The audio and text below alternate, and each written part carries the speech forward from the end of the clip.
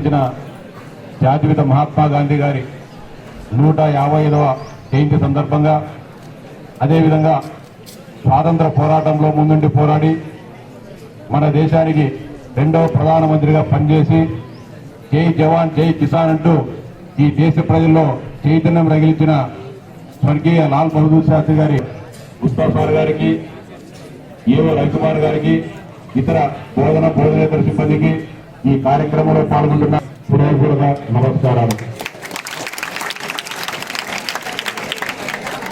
భారతదేశానికి ఇంగ్లీష్ వాళ్ళు వ్యాపార నిమిత్తమై ఈ దేశానికి వచ్చి వ్యాపారం ముసుగులో ఈ దేశంలో ఉండే రాజ్యాలన్నింటినీ కూడా కబలించి మొత్తం భారతదేశాన్నంతా కూడా వారు హస్తగతం చేసుకోవడం జరిగింది. దాదాపు 1800 సంవత్సరం నుంచి అంటే వ్యాపారం ముసుగు తొలగించుకుని బ్రిటిష్ అధికారులు భారతదేశ సార్వభౌమత్వాన్ని వారి చేతల్లోకి తీసుకుని అప్పటి నుంచి మన దేశాన్ని వారి చెప్పు చేతుల్లో పెట్టుకుని పరిపాలించిన సంగతి మనమందరం కూడా విన్నాం, తెలుసుకున్నాం. మొట్టమొదటిసారిగా భారతదేశానికి స్వాతంత్రం కావాలని బ్రిటిష్ వారికి వ్యతిరేకంగా అనేక మంది పోరాటాలు చేయడం జరిగింది. అనేక మంది పోరాటాలు చేసినప్పటికీ అవి సంఘటితంగా లేక అసంఘటితంగా ఉండడంతో ఎక్కడికెక్కడ వారందరినీ కూడా బ్రిటిష్ వాళ్ళు వాళ్ళ సైన్యంతో అణచివేస్తూ వారందరినీ కూడా జైళ్లకు పంపుతూ వాళ్ళందరినీ చంపుతూ మనం అనేక హింసలకు గురి చేస్తూ భారతదేశ ప్రజానీకాన్ని అణచివేయడం జరిగింది. ముఖ్యంగా మొట్టమొదటి మీరందరూ కూడా తెలుసుకోవాల్సిన విషయం ఇది. భారతదేశంలో మొట్టమొదటిగా ఆంగ్లేయులకు వ్యతిరేకంగా పోరాటం ప్రారంభించింది అప్పటి కడప జిల్లాలో ఉన్న ఉయ్యాలవాడ నరసింహారెడ్డి అనే ఒక వ్యక్తి దాన్ని ఇక్కడ ప్రారంభించడం జరిగింది. ఉయ్యాలవాడ ఇప్పుడు ఆళ్లగడ్డ నియోజకవర్గంలో ఉంది. అది అంతకుముందు మనకు స్వాతంత్రం రాకముందు కడప జిల్లా జమలమడుగు నియోజకవర్గంలో ఉయ్యాలవాడ ఉండేది. బ్రిటిష్ వాళ్ళు ఆయనకు రావాల్సిన పెన్షన్ సొమ్మును ఇమ్మని అడిగితే ఇమ్మమని చెప్పి అవమానకరంగా అతను మాట్లాడినప్పుడు బ్రిటిష్ తహసీల్దార్ పైన దాడి చేసి అతని హత్య చేసి బ్రిటిష్ వారికి వ్యతిరేకంగా పోరాటాన్ని ప్రారంభించడం జరిగింది. అంటే 1846 సంవత్సరం. మనమందరం కూడా సోషల్ పుస్తకాల్లో మొదటి స్వాతంత్ర సంగ్రామం ఎప్పుడు జరిగిందంటే 1857లో సిపాయిల తిరుగుబాటు అని చెప్పి మన పుస్తకాల్లో చదువుతూ ఉంటాం. కానీ చరిత్రకారులు మన ప్రాంతానికి ఉన్న ప్రాశస్త్యతను తగ్గించే క్రమంలో 1846లో జరిగిన బ్రిటిషర్స్ పైన తిరిగిన ఉయ్యాలవాడ నరసింహారెడ్డి తిరుగుబాటును, ఆ పోరాటాన్ని దీన్ని కేవలం దొంగలు చేసిన పోరాటంగానో లేకుంటే రౌడీలు చేసిన పోరాటంగానే చిత్రీకరించడం జరిగింది. మొట్టమొదటి పోరాటం ఇదే కడప జిల్లా నుంచే ప్రారంభమైందనే విషయం మీరు గుర్తుంచుకోవాలని చెప్పి మీకు అందరికీ కూడా సవినయంగా విజ్ఞప్తి చేస్తా ఉన్నా. 1857లో రెండవసారి సిపాయిల తిరుగుబాటు జరిగినప్పుడు కూడా ఆంగ్లేయులు అప్పటి మన రాజులను కూడా నిర్దాక్షిణ్యంగా అణచివేసి వాళ్ళందరినీ కూడా చంపివేసి ఆ ఉద్యమాన్ని కూడా ఆ పోరాటాన్ని కూడా అణిచివేయడం జరిగింది. ఈ సందర్భంలోనే 1869 సంవత్సరం అక్టోబర్ 2వ తేదీన మనం ఏదైతే ఈరోజు స్వాతంత్ర ఫలాలను వాటన్నిటిని కూడా మనం అనుభవిస్తున్నామో దానికి ఆదిపురుషుడైన మూల కారకుడైన జాతిపిత మహాత్మా గాంధీ గారు 1869 అక్టోబర్ 2వ తేదీన జన్మించడం జరిగింది. ఆ రోజు జన్మించిన ఆయన ఈ రోజు కూడా 155 సంవత్సరాలు అయినా కూడా భారతదేశమంతా ఆయన మార్గదర్శకులు, ఆయన చూపిన మార్గంలో ఈ రోజు కూడా పయనిస్తూ ఆయన చూపిన మార్గాన్ని అనుసరించడం జరుగుతుంది. ప్రపంచంలో ఉండే అనేక రాజ్యాలు, అనేక దేశాధినేతలు అందరూ కూడా 1885లో ఆయన బారిస్టర్ పూర్తి చేసుకున్న తర్వాత, బారిస్టర్ అంటే ఇప్పుడు లాయర్లను బారిస్టర్ అనేవాళ్ళు. అప్పుడు అంటే ఇంగ్లాండ్లో చదువుకునే వాళ్ళను బారిస్టర్ అంటారు ఆ కాలంలో. ఇప్పుడు లాయర్లను బారిస్టర్లు అనేవాళ్ళు.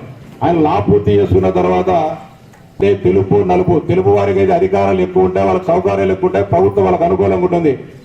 నల్లగా ఉండే వారికి ప్రభుత్వము అణచివేత గురి చేయడము, వాళ్ళను వేధింపులకు గురి చేయడం, వాళ్ళకు బానిసలుగా చూసే పరిస్థితి నుంచి వారందరినీ కూడా వారికి అందరూ దక్షిణాఫ్రికాలో జీవించేవారు, బతికేవారు అందరూ కూడా సమానులే, అందరికీ కూడా సమాన హక్కులు ఉండాలని చెప్పేసి పోరాడి వాటిలో విజయం సాధించిన మొట్టమొదటి వ్యక్తి ప్రపంచంలో మహాత్మా గాంధీ గారు.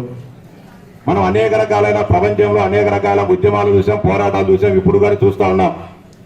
అనేక ప్రాంతాల్లో హింస ద్వారానే మనం స్వాతంత్రం కానీ లేకుంటే మనకు కావాల్సిన వనరులు కానీ సాధించుకోగలమనే ఒక ఆలోచన ఉన్న నేపథ్యంలో మహాత్మా గాంధీ గారు హింసకు వ్యతిరేకంగా కేవలం అహింస శాంతి సత్యాగ్రహం ద్వారానే బ్రిటిషర్లను లేకపోతే మనకు అప్పుడు దక్షిణాఫ్రికాలో ఉండే జాత్యంకార ప్రభుత్వాధినేతలకు కానీ తరువాత భారతదేశంలో ఉండే ఆంగ్లేయులకు వ్యతిరేకంగా కానీ పోరాడేదానికి మార్గం చూపడం జరిగింది. తర్వాత 1915లో దక్షిణాఫ్రికా నుంచి భారతదేశానికి తిరిగి వచ్చిన తర్వాత ఆయన భారత జాతీయ కాంగ్రెస్ పార్టీలో చేరి ఈ స్వాతంత్రోద్యమంలో పాల్గొనడం జరిగింది. అంతకుముందు మహాత్మా గాంధీ గారు వచ్చిన కొద్ది రోజుల అంతకు ముందు నుంచి బాలగంగాధర్ తిలక్ గారు ఈ దేశంలో స్వాతంత్రోద్యమానికి నాయకత్వం వహించే పరిస్థితిలో ఆయన 1920 సంవత్సరంలో ఆయన మరణించడం జరిగింది. ఆయన తర్వాత భారతీయులంతా కూడా దక్షిణాఫ్రికాలో విజయం సాధించి అక్కడి వర్ణ విపక్ష ప్రభుత్వానికి వ్యతిరేకంగా పోరాడిన మహాత్మా గాంధీ గారి నాయకత్వం అయితేనే మన స్వాతంత్రం సముపార్జించగలన ఒక ఆలోచనతో మహాత్మా గాంధీ గారి నాయకత్వంలో ఆ రోజు స్వాతంత్రోద్యమ పోరాటాన్ని ఆయన తన స్వాతంత్రోద్యమంలో అనేక సందర్భాల్లో చెప్పడం జరిగింది. నా మార్గం అహింస శాంతి సత్యాగ్రహం. ఎలాంటి హింసకు ఆస్తులను ధ్వంసం చేయడం కానీ లేకుంటే ప్రజా జీవనానికి ఇబ్బంది చేయడం కానీ ఇలాంటి కార్యక్రమాలు వస్తే నేను ఈ స్వాతంత్రోద్యమ పోరాట నాయకత్వం నుంచి ఎనికిపోతాను, నేను మానుకుంటానని చెప్పి స్పష్టంగా కూడా చెప్పడం జరిగింది. ఇప్పుడు మనం చూస్తూ ఉన్నాం రష్యా అదేవిధంగా ఉక్రెయిన్ యుద్ధం కూర్చొని మాట్లాడుకుంటే సమస్యల పరిష్కారం అయ్యేదానికి ఈ రోజు అణుబాంబులు దాడి చేసుకునేటంత వరకు రావడం జరిగింది. గతంలో భారతదేశం ఇంగ్లాండ్కి ఏ పరిస్థితి ఉండేదో ఈ రోజు పాలస్తీనా ఇజ్రాయెల్లో కూడా అదే రకమైన స్వాతంత్రం కోసం లేకపోతే వాళ్ళ రాజ్య హక్కుల కోసం పోరాటం జరుగుతుంది. ఈ రోజు కేవలం యుద్ధాల ద్వారా తుపాకుల ద్వారా అణుబాంబుల ద్వారానే సమస్యలను పరిష్కరించుకుందామనే ఆలోచన నేటి పాలకులకు ఉంది.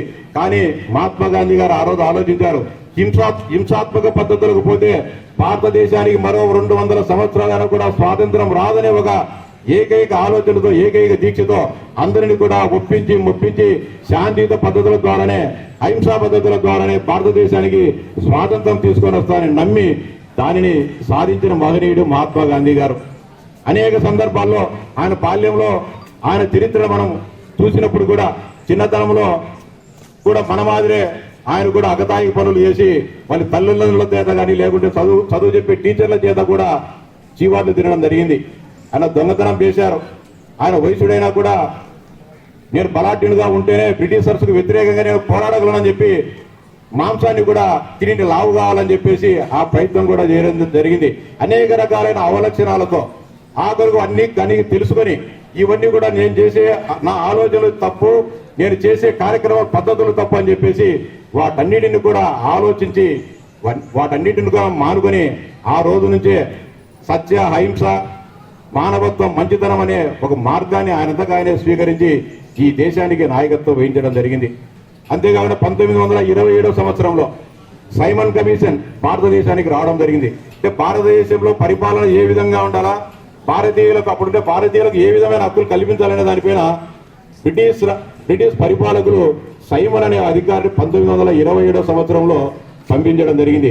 కానీ ఉండే బానిసత్వం కంటే మరింత బానిసలుగా తయారు చేసేదానికి ఆ కమిషన్ భారతదేశానికి వచ్చిందని సైమన్ కమిషన్ గోబ్యాక్ అని చెప్పి ఒక పెద్ద ఉద్యమాన్ని ఒక పిలుపునిచ్చేసి సైమన్ కమిషన్ భారతదేశం నుంచి వెనుక్కు పంపించడం జరిగింది. గతంలో మనం పుస్తకాలు చూసింటాం, అల్లావుద్దీన్ ఖిల్జీ ఉండేటప్పుడు కానీ లేకుంటే కొంతమంది పాత రాజులు ఎంటుకలు పెంచుకున్నా కూడా పన్నేసే వాళ్ళు, గడ్డం పెంచుకున్నా కానీ పన్నేసే పరిస్థితులు గతంలో ఉండే అల్లావుద్దీన్ ఖిల్జీ టైంలో కానీ టైంలో. కానీ భారతదేశానికి వచ్చిన బ్రిటిషర్లు ఉప్పు వాడుకుంటే ఉప్పుకు పన్ను కావాలని చెప్పి ఉప్పుకు పన్ను విధించడం జరిగింది.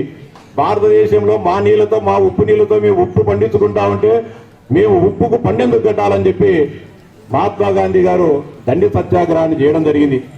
సబర్మతి ఆశ్రమం నుంచి దండి వరకు ఉప్పు సత్యాగ్రహం చేసి ఉప్పు మీద మేము పన్ను కట్టమని చెప్పి సహాయ నిరాకరణ ఉద్యమాన్ని ప్రారంభించి ఉప్పు మీద పన్ను లేకోకుండా ఆ రోజు సాధించిన ఘనత మహాత్మా గాంధీ గారిది. తర్వాత 1939 నుంచి 1945 వరకు రెండవ ప్రపంచ యుద్ధం జరిగింది. ఆ యుద్ధానికి సంబంధించి కూడా బ్రిటిషర్లకు అనుకూలంగా వారి సైన్యంలో కలిసి పనిచేసేదానికి భారతీయులందరినీ కూడా లక్షలాది మంది యువతను ఆ రోజు బలవంతంగా సైన్యంలో తీసుకుంటే పరిస్థితుల్లో ఆయన ఒకటే డిమాండ్ పెట్టడం జరిగింది. భారతదేశ యువకులు మీ సైన్యంలో పనిచేయాలా, రెండో ప్రపంచ యుద్ధంలో పని చేయాలంటే ఖచ్చితంగా మీరు భారతదేశానికి స్వాతంత్రం ఇస్తామని చెప్పి మీ తరఫున మేము పోరాడతాం, మీ దేశం తరఫున పోరాడతామని చెప్పి కండిషన్ పెట్టి వారిని ఒక 50% వరకు వాళ్ళని స్వాతంత్రం ఇచ్చేదానికి ఒక 1947లో స్వాతంత్రం వస్తే ఒక 7-8 సంవత్సరాల ముందే భారతదేశానికి స్వాతంత్రం ఇస్తామని చెప్పి వారిని అంగీకరింపజేయడం జరిగింది. అనేక సందర్భాల్లో మత కలహాలు అనేది ఇప్పుడు మనం చూస్తూ ఉన్నాం. మనకు స్వాతంత్రం రాకముందు అంటే 1922 సంవత్సరం నుంచే భారతదేశంలో హిందూ ముస్లింల మధ్య బ్రిటిషర్స్ ఒక మతదిత్తు లేపడం జరిగింది. చాలా మంది ముస్లిం అధికంగా ఉండే ప్రాంతాల వారందరినీ కూడా వారి నాయకత్వానందరినీ కూడా రెచ్చగొట్టి భారతదేశానికి ఏదో ఒక రోజు మేము స్వాతంత్రం ఇస్తాం, ముస్లింలకు అందరికీ కూడా ఒక ప్రత్యేక దేశం కావాలని చెప్పి ఇప్పటి నుంచి డిమాండ్ చేయండి అని చెప్పి వారందరినీ కూడా రెచ్చగొట్టడం జరిగింది ఆనాటి బ్రిటిష్ పరిపాలకులు. దానికి కొనసాగింపుగానే భారతదేశంలో అనేక ప్రాంతాల్లో మత గొల్లలు లేచినప్పుడు మహాత్మా గాంధీ గారే స్వయంగా ప్రాంతానికి మనమంతా భారతీయులం, ఒక తల్లి బిడ్డలము, కులం కావచ్చు, మతం వేరు కావచ్చు, జాతి వేరు కావచ్చు, మనలో ప్రవహించేది రక్తం అందరిలో కూడా ఎర్ర రక్తమే ప్రవహిస్తుంది, మనం గలాటాలు చేసుకోవద్దు, కొట్టాడకూడదు, మత సామరస్యాన్ని కాపాడుకోవాలని చెప్పి వాటన్నిటిని కూడా తగ్గించేదానికి కృషి చేయడం కూడా జరుగుతోంది. 1947లో ఆగస్టు 15 స్వాతంత్రం వచ్చేదానికంటే ముందు సిక్కిం డిక్లరేషన్ అని చెప్పి, అంటే ఏ విధంగా స్వాతంత్రం ఇవ్వాలి, భారతదేశానికి స్వాతంత్రం వచ్చిన తర్వాత ఏ విధంగా పరిపాలన చేయాలన్న దానిపైన బ్రిటిష్ అధికారులు, అదేవిధంగా భారతదేశానికి సంబంధించిన ప్రముఖ నాయకులు అంటే జవహర్లాల్ నెహ్రూ గారు కానీ, సర్దార్ వల్లభాయ్ పటేల్ కానీ వీరంతా కలిసి సిక్కింలో సమావేశమైనప్పుడు మహాత్మా గాంధీ గారు తీవ్రంగా వ్యతిరేకించడం జరిగింది. ఈ దేశం ఉమ్మడిగా ఉండాలి, మహమ్మద్ ముస్లింస్ అని చెప్పి సపరేట్ ఒక దేశాన్ని పాకిస్తాన్ కానీ లేకపోతే భారతదేశాన్ని 2 అవిభాజ్య రాజ్యాలుగా విభజిస్తే అలాంటి స్వాతంత్రం మనకొద్దు, మనమందరం కూడా కలిసి ఉండాలి, హిందూ ముస్లిం బాయి మనమందరం కూడా కలిసి ఉంటేనే ఈ భారతదేశానికి వచ్చే స్వాతంత్రాన్ని నాకు ఆనందిస్తుందని చెప్పి ఆ డిక్లరేషన్ కూడా మహాత్మా గాంధీ పోకోకుండా మత సామరస్యం కోసం కూడా పోరాటం జరిగింది. 1947